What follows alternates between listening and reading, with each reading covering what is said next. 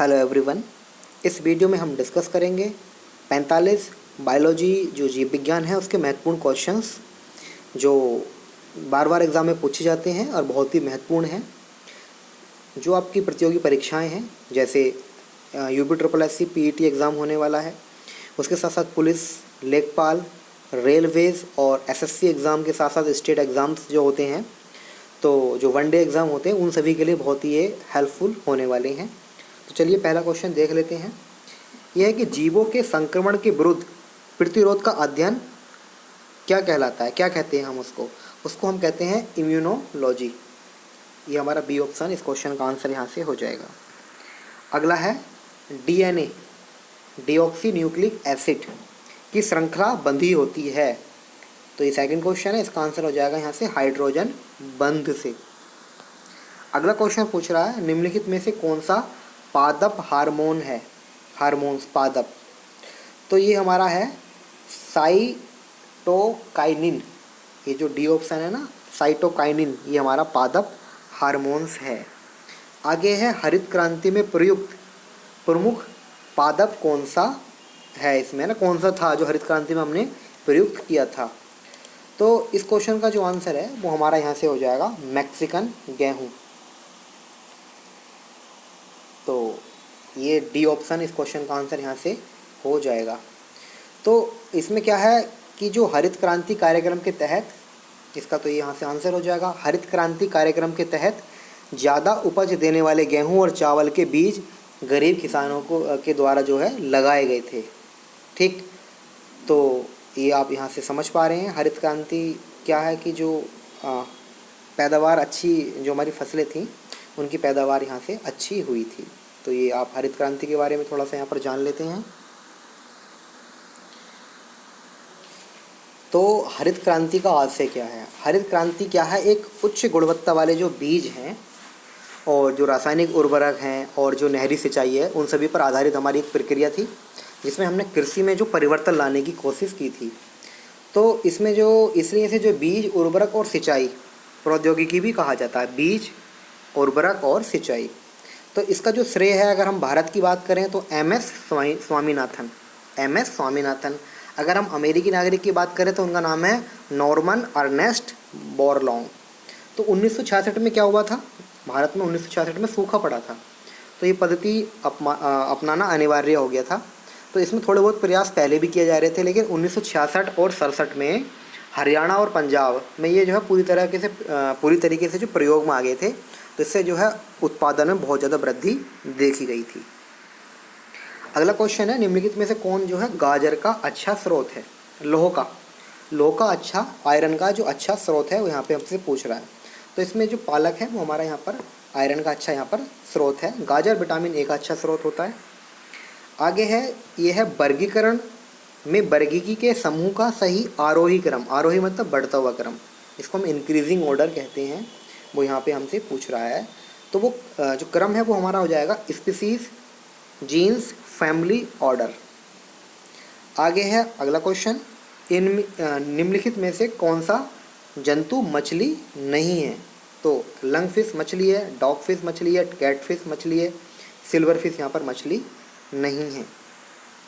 अगला क्वेश्चन है कि कुछ समुद्री जो हमारे यहाँ पर जीव जंतु कीट होते हैं जो अंधेरे में अपने शरीर से जो है प्रकाश उत्पन्न करते हैं। तो कभी आपने देखा होगा रात में जो जुगनू होते हैं प्रकाश उत्पन्न करते हैं। तो ये जो प्रक्रिया है, ये घटना है, इस घटना को हम कहते हैं, ये जो घटना हमारी, ये हमारी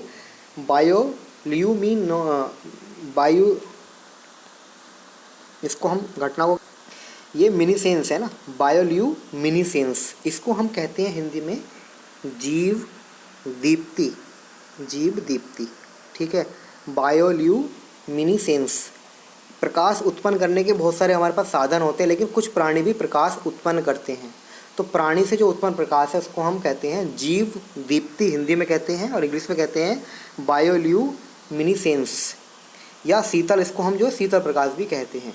तो इस साधारण प्रकाश में जो है, प्रकाश के साथ साथ जो है हमारी ऊष्मा भी रहती है। अगर हम जनरली अगर प्रकाश की बात करें तो उसमें ऊष्मा भी रहती है, लेकिन इस वाले प्रकाश में ऊष्मा नहीं रहती है, इसको हम शीत प्रकाश भी कहते हैं।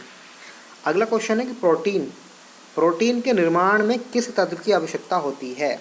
जहाँ प्रोटीन का निर्माण हमारे बॉडी के अंदर होता है तो किस तत्व की आवश्यकता होती है वहाँ पर? नाइट्रोजन की। नाइट्रोजन। पाचन में क्या होता है? पाचन, जब हम खाना खाते हैं तो पाचन होता है। तो बड़े भोजन कण छोटे कण में टूटते हैं। अभिसरणशील भोजन कण अपने विसरणशील घटकों में टूटते हैं। स्टार्च ग्लाइकोज में बदलता है। घुलनशील भोजन में जीव द्रव्य बनता है। ठीक है, तो पाचन में अगर हम बात करें तो जो इसमें सबसे अच्छा ऑप्शन है वो ये है कि अविसरणशील भोजन कण अपने विसरणशील घटकों में टूटते हैं। आगे है, शरीर की प्रतिरक्षा प्रक्रिया में प्राथमिक योगदान करने वाली कोशिकाएं होती हैं। तो ये जो होती हैं हमारी लिम्फोसाइट्स होती हैं जो हमारी प्रतिरक्षा करने में योगदान देती हैं, प्राथमिक योगदान। अगला क्वेश्चन है 15 नंबर का, ये पूछ रहा है कि पृथ्वी पर पुरानी चट्टानों की आयु ज्ञात करने में किस रासायनिक का प्रयोग किया जाता है? तो ये हमारा यूरेनियम 238 का प्रयोग हम करते हैं। आगे है, बर्ड फ्लू पैदा करने वाले H5N1 वायरस का पहले पता चला था। तो कब पता चला था इसका? ये हमारा 1997 में पता चला था। अगला क्वेश्चन है, निम्नलिखित में से कौन सा रोग जीवाणु द्वारा कारित होता है और मक्खियों द्वारा विष्ठा के माध्यम से फैलता है? तो ये जो रोग है हमारा टाइफाइड है। ठीक है, टाइफाइड इस क्वेश्चन का आंसर यहाँ से हो जाएगा, जिससे आंतें प्रभावित होती हैं। ये हमारा ग्लाइकोलाइसिस में अंत में क्या होता है? तो अंत में जो ग्लूकोज है, ग्लूकोज पाइरूबिक अम्ल में बदलता है। बी इस क्वेश्चन का आंसर हो जाएगा। हमारा जो मस्तिष्क है उसमें जो स्मरण क्षमता होती है वो कहाँ होती है ना? स्मरण क्षमता हम किसको कहते हैं? ये हमारा सेरिब्रम, बेलम नहीं है, सेरिब्रम। इसका आंसर है बी ऑप्शन हो जाएगा। मानव की, अगला क्वेश्चन है, मानव की उत्पत्ति किस युग में हुई थी? तो जो उत्पत्ति थी मानव की हुई थी वो हुई थी प्लायोसिन युग में। जो सी आंसर है प्लायोसिन, इस क्वेश्चन का आंसर हो जाएगा। अगला है, यदि माता पिता में से एक का रुधिर AB है और दूसरे का O है तो उनके बच्चों का संभावित रुधिर वर्ग क्या होगा? तो अगर AB की अगर बात करें तो यहाँ पर माता पिता में एक का वर्ग AB है, दूसरे का O है, तो क्या हो सकता है? A या B। मनुष्य के आंत में पाए जाने वाला जीवाणु, उसको हम क्या कहते हैं? उसको हम कहते हैं Escherichia coli. Escherichia coli.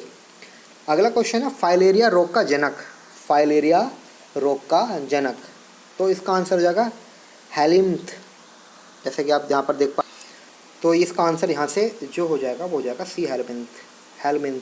Filaria क्या है? इसको हम हाथी पाँव भी रोग कहते हैं।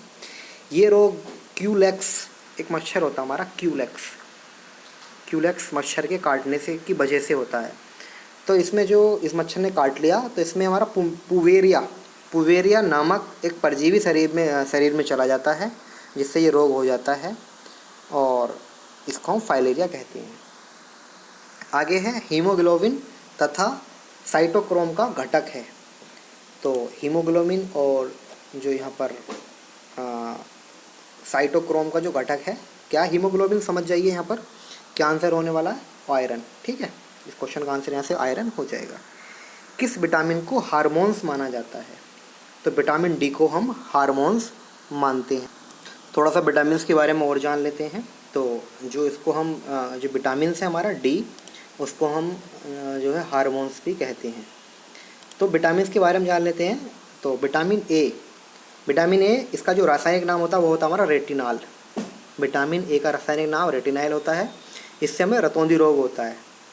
और विटामिन अगर बी की बात करें तो B1, 2, 3 और 5, 6, 9 और 12 होते हैं। ठीक है, तो विटामिन B1 थायमीन इसका नाम होता है।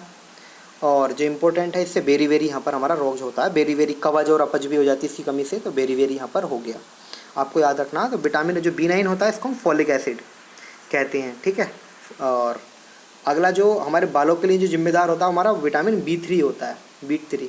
ठीक है, तो इसमें बच्चों में वृद्धि की कमी हो जाती है तो इसको हम पेंटोथेनिक अम्ल भी कहते हैं हम B3 को। तो हमारा विटामिन हो गया। अब बात कर लेते हैं विटामिन सी की। तो विटामिन सी का रासायनिक नाम है हमारा एस्कॉर्बिक अम्ल। इससे हमारा स्कर्वी, मसूड़ों का फूलना, ये रोग यहाँ पर होते हैं। और विटामिन डी हमने बता दिया हार्मोन्स होता है, इसको हम कैल्सीफेरॉल कहते हैं। और इसमें जो बच्चों में रिकेट्स है ना, रिकेट्स बच्चों में अगर कहते हैं, इसको हम बच्चों में जो होता है इसको हम रिकेट्स कहते हैं। और जो वयस्क में होता है रोग उसको हम कहते हैं ऑस्ट्रियोमलेशिया। तो वयस्कों में अगर नाम इसकी कमी से जो अगर हम बात करें यहाँ पर विटामिन डी की कमी से बच्चों में जो रोग होता है उसको हम रिकेट्स कहते हैं, और जो वयस्क होते हैं उनमें जो होता है उसको हम कहते हैं ऑस्टियोमलेशिया। और विटामिन ई की अगर मैं बात करूँ, इसको जो रासायनिक नाम होता है वो होता है हमारा टैकोफेरोल। टैकोफेरोल नाम होता है। तो विटामिन ई को हम सौंदर्य का विटामिन भी कहते हैं इसको हम। इसकी कमी से जो है जनन शक्ति का कम हो जाता है। और विटामिन के आपको पता है, विटामिन के की जो फिलोक्यूनिन कहते हैं इसको, क्यून है ना, फिलो, फिर से मैं लिख देता हूँ विटामिन के का यहाँ पर,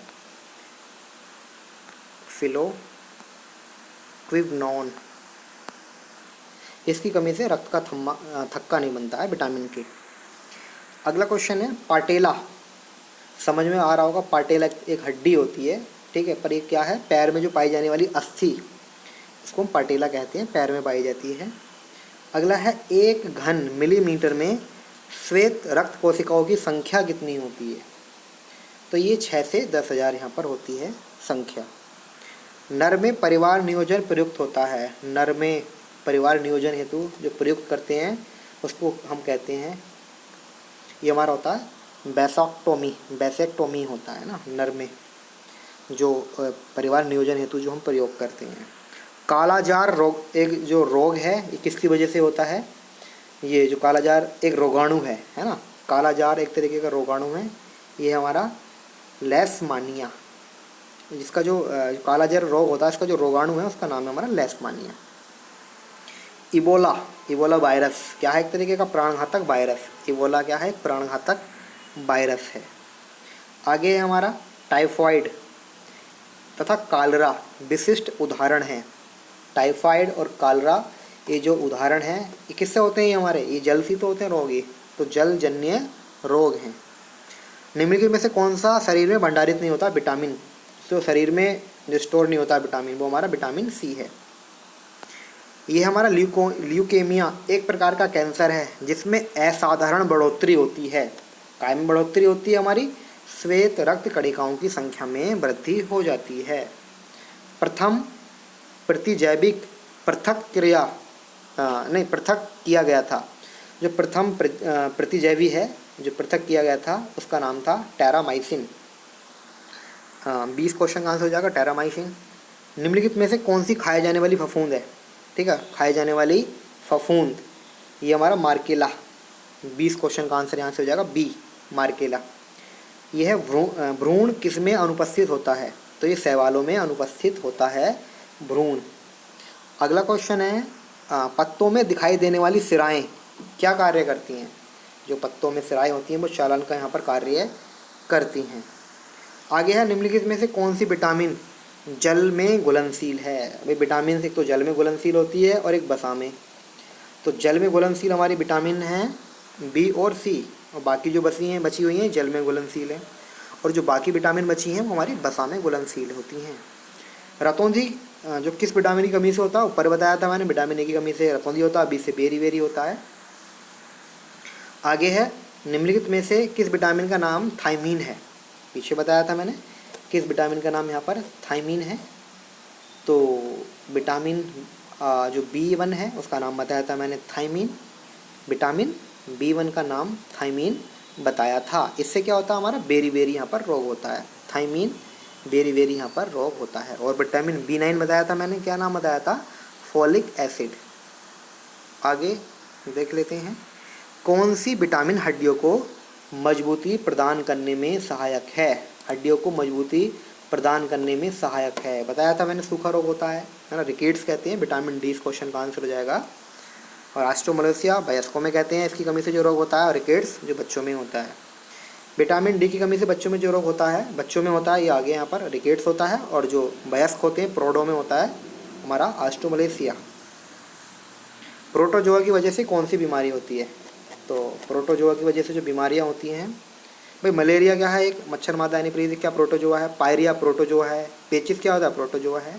तो याद कर लीजिए प्रोटोजोआ, आपको वायरस से जो बीमारी होती हैं, ठीक है, जो जीवाणु विषाणु प्रोटोजोआ पता होना चाहिए। शरीर की सबसे बड़ी ग्रंथि है हमारी लीवर, यकृत। शरीर की सबसे बड़ी ग्रंथि यकृत है। अगला क्वेश्चन है यहाँ पर अमीबा में भोजन का अंतर्ग्रहण किसके द्वारा होता है? तो ये होता हमारा कूटपाद के द्वारा, ये यहाँ पर होता है। तो हमने यहाँ पर 45 क्वेश्चन कर लिए हैं। आशा करता हूँ आपको ये क्वेश्चन समझ में आ गए होंगे और आपको ये हेल्पफुल होने वाले हैं सभी एग्ज़ाम्स में। तो कोई भी डाउट हो कमेंट के माध्यम से ज़रूर बताएं। अगर चैनल पर नए हैं तो इसको सब्सक्राइब जरूर करें। अगर वीडियो अच्छा लगे तो इसको लाइक ज़रूर करें और अपने दोस्तों के साथ इसको शेयर करें। इस वीडियो में इतना ही, मिलते हैं नेक्स्ट वीडियो में। Thank you.